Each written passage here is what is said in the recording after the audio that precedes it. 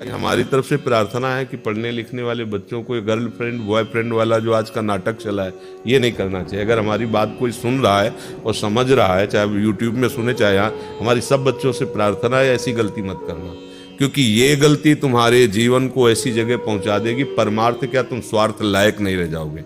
ये जो आज का नौटंकी नाटक चला है ना, कई कई बॉयफ्रेंड कई कई गर्लफ्रेंड हो, अभी बताया था क्या लिव इन रिलेशन हो क्या क्या, ये सब नौटंकी नाटक जीवन में नहीं हो। इससे बड़ा बुरा आचरण और कुछ नहीं होता।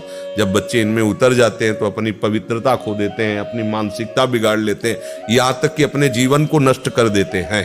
अभी कुछ ही दिनों पहले एक लड़की ने प्रश्न किया था कि हमारे क्लास में ही हमारे रूम में रहने वाली एक लड़की ने आत्महत्या की, क्या कारण हो सकता है? मान लो किसी ने उसके साथ ऐसा, फिर वो वीडियो आजकल बनाकर उसको ब्लैकमेल करके कई कई बच्चे ऐसे खिलवाड़। अब वो क्या करे? अगर उस बात ओपन होती तो माता पिता जब नहीं ओपन होती तो रोज शोषण होता है, उसको एक ही रास्ता दिखाई देता, मैं आत्महत्या कर लूँ। ऐसी कोई गलती नहीं होना चाहिए। यदि सत्संग सुनती हो, संतों से भाव रखती हो, तो ये आज्ञा का पालन करो, चाहे इसे प्रार्थना मान के। जब तक माता पिता का सहर्ष स्वीकृति ना हो तब तक पुरुष का वर्ण करने का भाव नहीं होना चाहिए।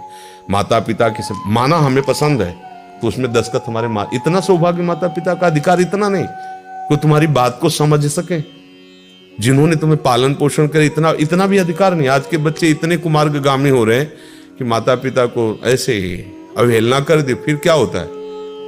जब तुम्हारे ऊपर कोई भय नहीं है तो तुम वैसे ही मन सबका उद्दंड होता है, उद्दंडता में बहता चला जाता है।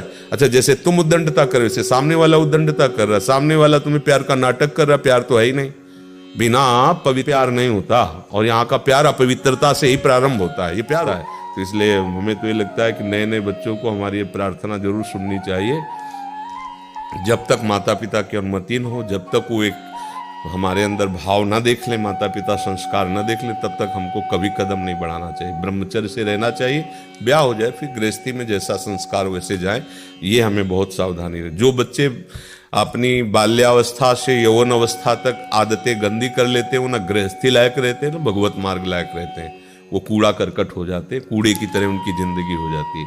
जो संयम से चलते हैं वो अच्छे गृहस्थ बनते हैं, वो अच्छे भक्त भी बन सकते हैं। देखो, हम लोगों का जन्म आकाश से थोड़ी हुआ है, किसी गृहस्थ से हुआ है। अगर हमारे माता पिता संयमी न होते, हमारे माता पिता भगवान को न मानते होते, तो हम उनके घर में से कैसे जन्म लेते? हमारे संस्कार कैसे अच्छे बनते? हमारे माता पिता ने भजन किया है, हमारे माता पिता हमें शासन में रखे हैं। जब हम बाबा जी बने, हमारे पिताजी आए थे मिलने और उन्होंने कहा कि घर चलो, अभी बच्चे हो, तुम्हें समझ में नहीं आता संसार कितना बड़ा है, आगे चलकर अगर बुद्धि खराब हुई, इधर उधर कुमार्ग में गए, हमने सुना, तो हम स्वयं तुम्हें मार डालेंगे आके।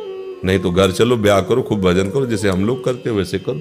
हम कहानी कभी जिंदगी में नहीं सुने। बोले हमारी बात जिंदगी भर ध्यान रखना कि अगर आचरणहीनता आयु ये हमने कान से सुना तो बोले दूसरे की जरूरत नहीं पड़ेगी।